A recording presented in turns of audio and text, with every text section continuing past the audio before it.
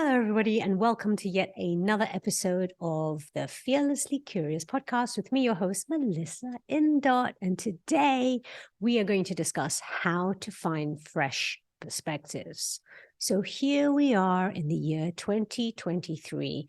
And typically when we are living by the Gregorian calendar, the calendar that breaks time down into 12 months in a year, 30 odd days in a month, and 24 hours in a day, we look to the new year as an opportunity to shift, to change old ways of being, to change our lifestyle, to invite new opportunities, to go for our dreams, to let go of things that don't serve us anymore. And there is a pressure to do that collectively as well as to contemplate the year past, as I have also invited you to do, so that we can create space for what is burning within our hearts to see into reality. The thing is, when we're so used to doing things one way, when we're so used to thinking in a specific way, it can be a challenge to find a new way of being, to discover a new way of living, and to shift our perspective, to find a fresh perspective. So how do we do that? Well, one way is to journal. In journaling, we allow for our thoughts and our patterns to come out onto a piece of paper or onto a note, a digital notepad. And after we've allowed for that stream of consciousness to come through, then we can create space to then read, to then bear witness to the way that we're thinking, to the patterns of thinking that show up. Now, through journaling daily, we will then be able to start to witness if there is a pattern. In order to change something, we first need to be able to see what the pattern is that we want to change. So journaling helps us to get a visual on that. The other way to find a fresh perspective is to share what we're thinking with someone else. That could be a friend, that could be a family member, that could be a colleague at work. Perhaps it's a mentor, perhaps it's someone you admire, someone older than you that has more life experience. But I also like to invite you to consider avenues of reflection that you had not considered before. That might be your teenager, your child. I would invite you to consider all the options that you actually think are bad options, or all the options that you would minimize, that you would cast aside as being inappropriate, that you feel don't make any sense at all. Like, what would a young child know? What would a teenager know? How would their limited life experience bring any wisdom to helping me find a fresh perspective? But you see, that's exactly it. Because they haven't yet had that specific life experience, they might be able to bring a fresh perspective to it. Each of us are living life and viewing life and perceiving life from our own unique perspective. So when we openly invite other people to share what their point of view is, then we invite the opportunity for us to see life, to see that situation through a different set of eyes. Fresh perspectives is really about tapping in to your curiosity. It's really what is the core of this podcast in and of itself, which is to invite the question, why? Why does it look that way? Or invite the question, how? How could it be different? The way to discover new perspectives, fresh perspectives, is to lean into the very resistance that you may be feeling, to lean into the very conflict that you might be experiencing, so that we can transform what we once considered as obstacles. Like, I have this issue, I have this problem, I have the same way of thinking, the same pattern of behavior, and I can't move past it. And you see it as an obstacle. How do we transform that into an opportunity to do things differently? In order to attempt to do things differently, to think differently, we first have to be able to observe how we are currently doing things. A key aspect of finding a fresh perspective is to put judgment aside. And so often when we come up with a new point of view or a new train of thinking, the mind automatically wants to judge it and will say, oh, that's a silly idea, or that's foolish, or that doesn't make sense. In order to allow for new ideas to come through, we have to put judgment aside, because when we judge something in a negative manner, what we do is we block the flow of that new way of thinking. Now, it's easy to say to stop judging, but transformation begins when we give ourselves the space to witness things. And it takes time, first of all, to notice the way that we behave and notice the way we think. And from that awareness of observing, we then need to create the space to allow for that to happen. So there's allow for yourself to judge through awareness, through saying, oh, look, I'm making a judgment. You're already in the space of transformation. So when you're feeling stuck, when you want to find a new perspective on a problem, on an issue, you want to start to cultivate a new way of being, the first step is always to create awareness, the space of safe awareness. You observe yourself. You notice the way that you always do things, and perhaps you'd want to document that by journaling it. That which makes you feel uncomfortable. When you have an idea that feels so different that it makes you feel uncomfortable, you want to be able to lean into that even more and inquire. Ask yourself, why does it feel uncomfortable? How can this discomfort transform into a space of delivering something new? How can the obstacle, the very thing that I think is blocking my way, how can that become an opportunity for me to discover a new way of overriding that obstacle? Perhaps it's an obstacle because I'm trying to get over it, but really what I need to do is get through it, go across it, go below it, shift to the left, shift to the right. So the obstacle is still there, but what you're doing is you're looking for a new way to approach it. Where you feel resistance with a situation, lean into that resistance and ask yourself, how can I leverage on this powerful energy of resistance, right? Rather than push against it, lean into it, surrender to the energy of it so that I can lean into and leverage into my resilience, my ability to navigate that which I think is difficult. Because resilience is inbuilt. When you're feeling conflict, when you feel stuck in one specific point of view, mindset, or perspective, and you're conflicted with the idea of shifting it because perhaps it challenges some belief systems that you used to hold. Well, that is encouraging. Challenge is encouraging. So again, instead of pulling away from the conflict, lean into that conflict to get creative. And the way that we grow resilience is just like when we go to the gym, we need to flex that muscle. So when you feel that energy of resistance, that powerful energy, leverage on that by leaning into the resistance as opposed to leaning away from it.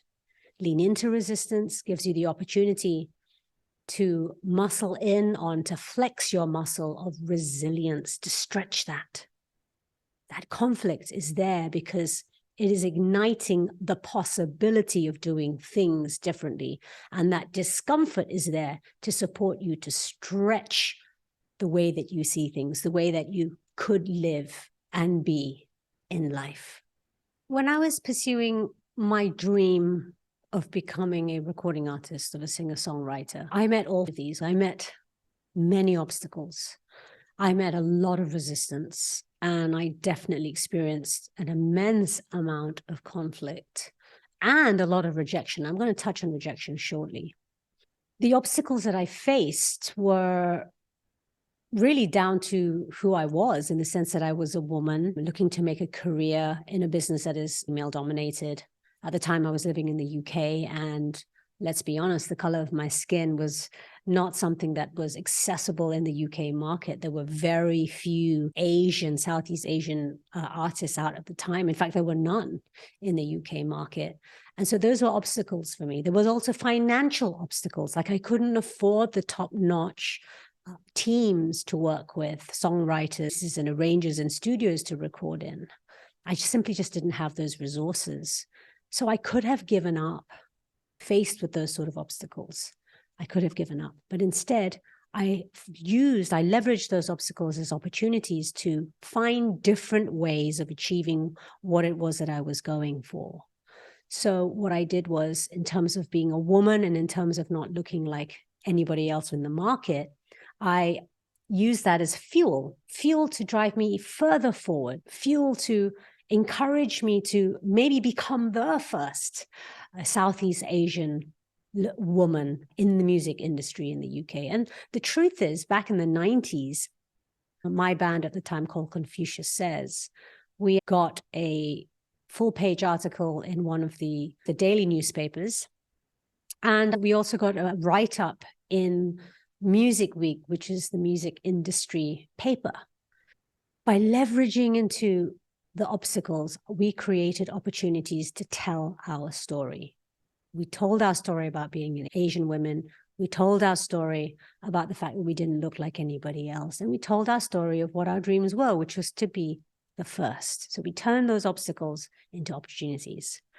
And the resistance that we faced through those obstacles helped us to exercise, to flex our resilience, because it was like we basically we were not going to take no for an answer.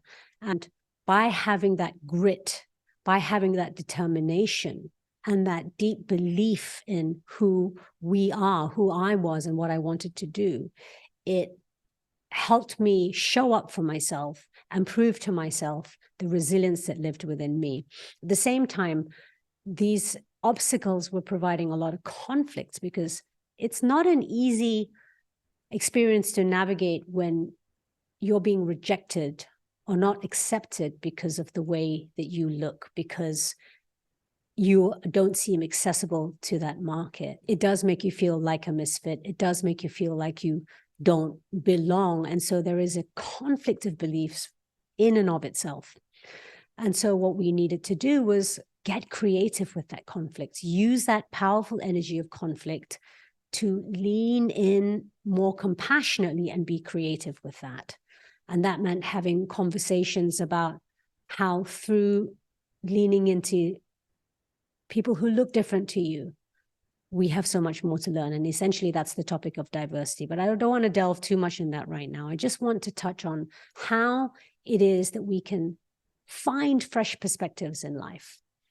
These are the three main ones I'd like you to explore: turning obstacles into opportunities, turning resistance into evidence of your resilience, and transforming conflict into creativity. So we are harvesting, we are leveraging on the energy of meeting obstacles, being faced with resistance and feeling an immense amount of conflict, into ways of being that are more supportive, that are progressive, that allow for our forward momentum. So obstacles into opportunities, resistance into resilience, and conflict into creativity. One of the most powerful experiences in life is rejection. It is one of the most painful, but at the same time, one of the most powerful, because rejections ultimately are redirections. Rejections are redirecting us into a different path. They are informing us that the path that we're currently on, that we hold a great attachment to, that we believe to be the best way, in fact, is not the best way. And there is another way for us to explore and experiment with. So holding this knowledge, this deep knowing that when you are rejected from one particular opportunity, when you feel that life is working for you, that you are being fully supported because you are being redirected into another pathway. And these are ways in which, instead of living in survival mode and being so afraid of uncertainty, we can in fact start to thrive in uncertainty, because we reclaim the power to find fresh perspectives in every experience of life.